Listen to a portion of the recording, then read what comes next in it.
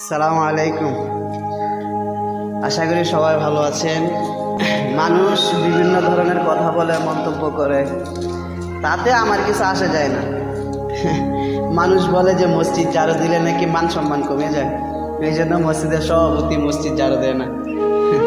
মসজিদের ক্যাশিয়ার, মসজিদের সেক্রেটারি মসজিদ ঝাড়ু দিলে নাকি অনেকের পেট পিছে বাজে, কিন্তু মসজিদ ঝাড়ু দিলে নাকি তাদের মান সম্মান কমে যায়।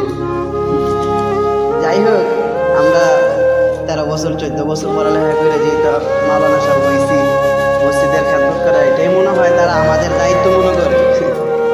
এই জন্য মসজিদের কাজ নিজ জিম্মায় সবাই করা উচিত। মসজিদ কীভাবে চলতেছে কীভাবে না চলতেছে, মসজিদের কোনায় যদি একটা বালু দেখে, মসজিদের ইমাম সাহেবকে বলে, হুজুর মসজিদের কোনার মধ্যে বালু কেন, ক্যানের মধ্যে বালু কেন? এই জন্য অহংকার, তাদের ভিতরে যে অহংকারটা, আমি বলি আর কি, যে অহংকার করে কোনো লাভ নেই। যেহেতু মসজিদ নির্মাণ করা হয়েছে, মসজিদের দায়িত্ব সভাপতি পালন করবে। এখন মসজিদের দায়িত্ব সভাপতি পালন না করে মসজিদের ইমাম সাহেব কী করতেছে না করতেছে এই সম্পর্কে তল্লাশি করে জীবনে একজন চাকর নিয়োগ দিছে আর কি।